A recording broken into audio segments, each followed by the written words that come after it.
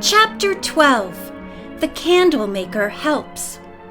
As the other young people went outside to get into the cars, Nancy and Ned lingered behind to talk further with Mr. Drew about the woman in the taxi. "Are you sure she had on Montclair perfume?" the young detective asked her father. "Positive." Nancy asked him to describe the woman again.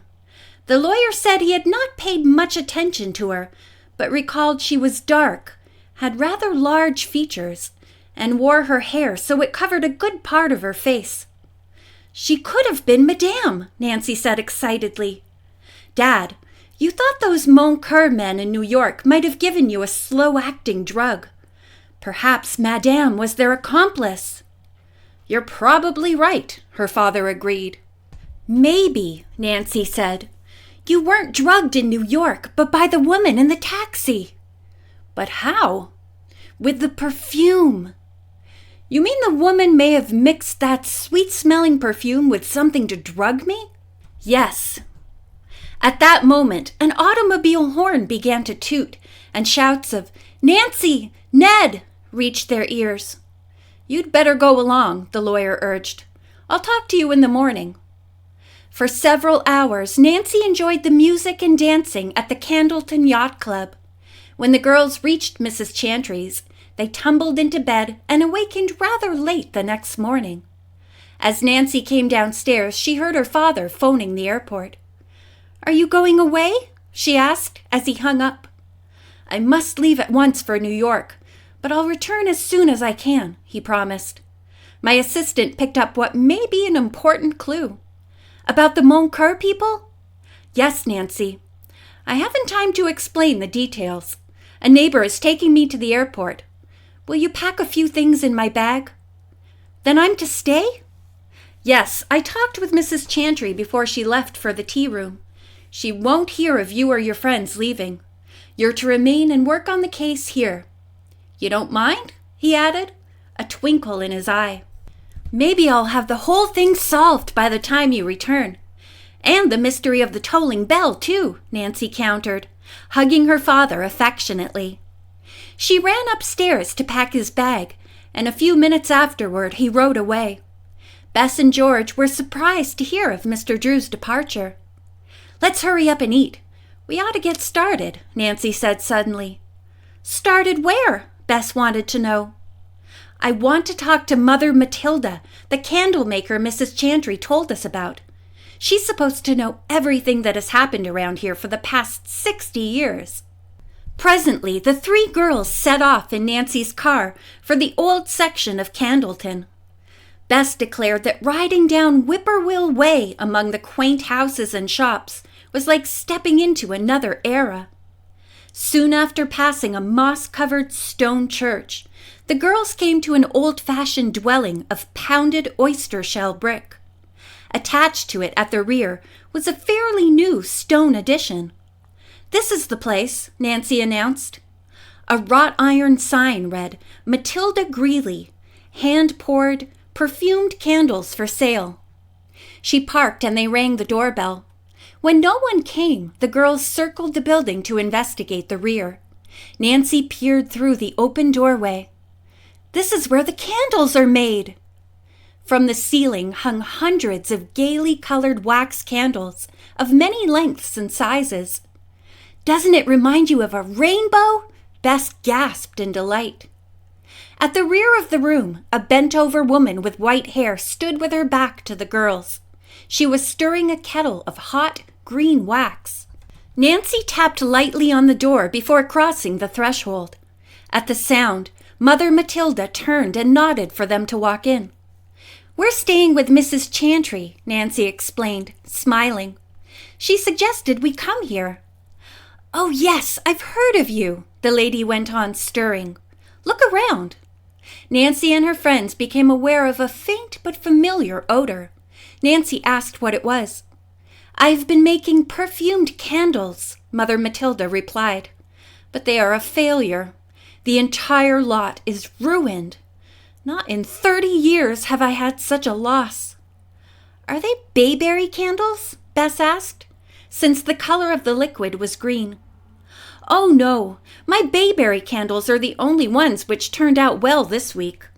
The candlemaker pointed to a rack of fragrant tapers, explaining that they had been made by cooking berries, skimming off the wax, refining it, and pouring it onto strings suspended from nails.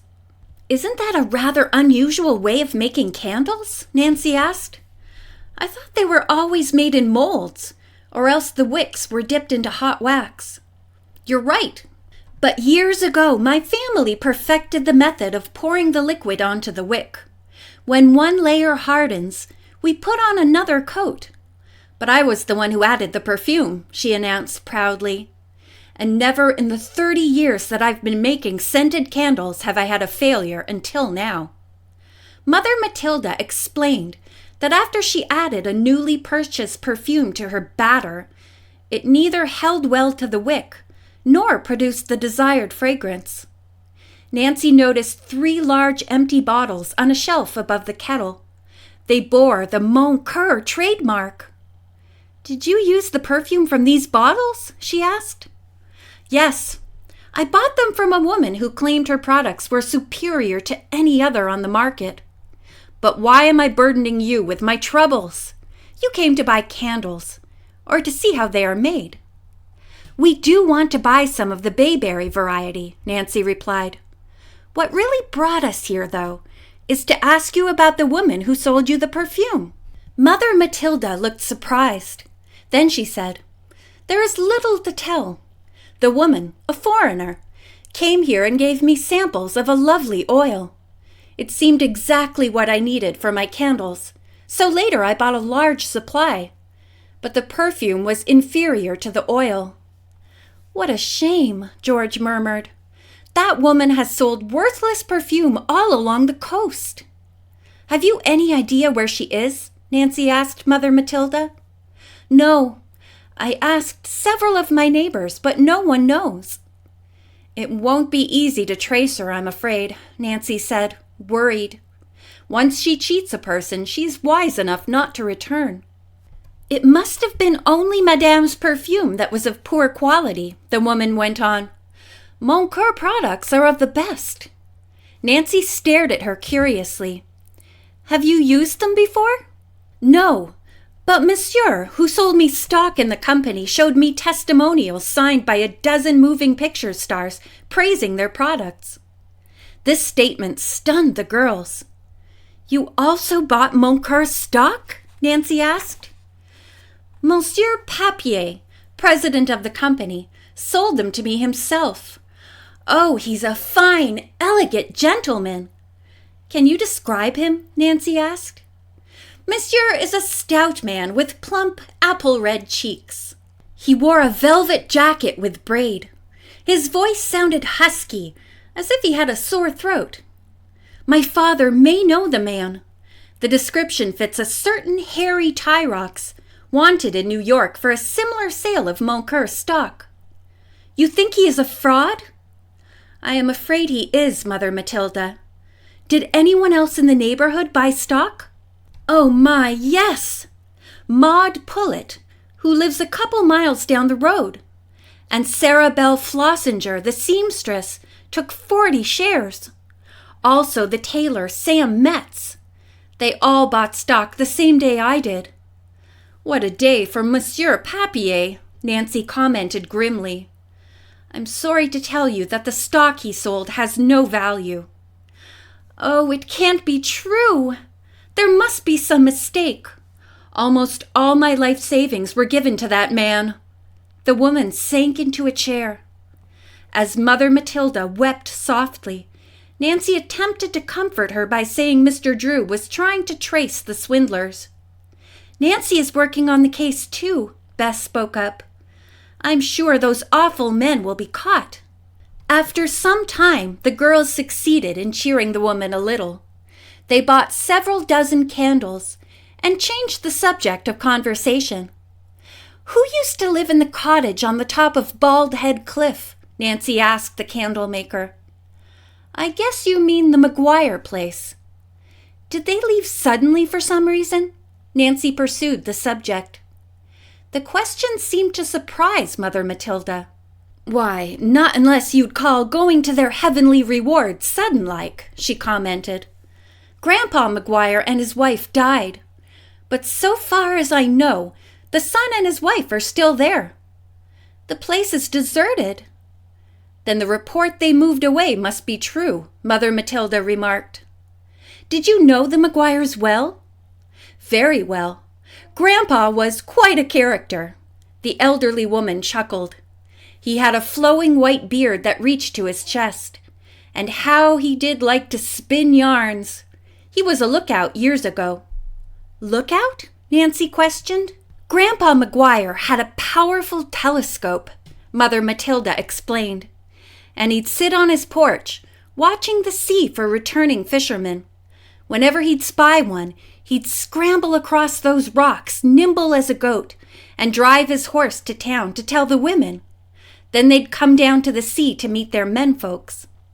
"What became of the telescope?" Nancy asked, recalling the man who had gazed at them through one the first time she and her friends had gone to the cave. "I don't know," the Candlemaker replied. Nancy was wondering whether the man on the cliff might have been using the McGuire telescope. She had not noticed it lying anywhere in the cottage. As they rode home, Nancy discussed her idea with the girls. George thought the man with the telescope might have been Amos Hendrick. "A.H. is a strange fellow," Bess declared. "I'll bet he knows the secret of that cottage." "I agree," said George.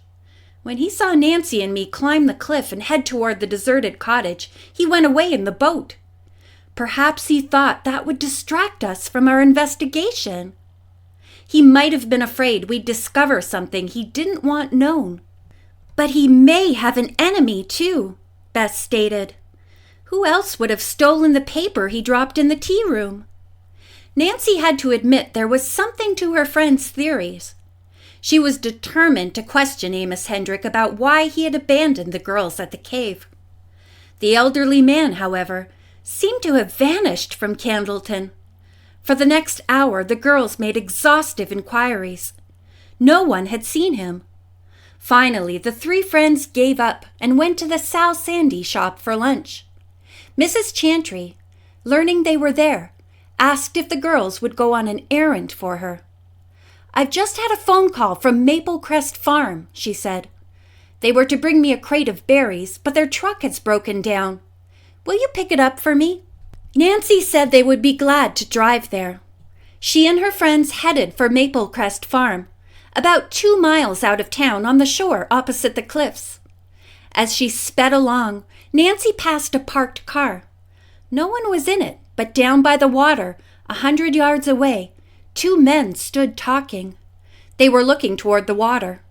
Nancy recognized A.H. and told the other girls. Whom was he talking to? Nancy wondered. The man's companion looked familiar. It was not until Nancy drove into the farm lane a few minutes later that she suddenly thought she recognized the second man. "He's the one I saw talking to Madame," she declared. "Really?" George exclaimed.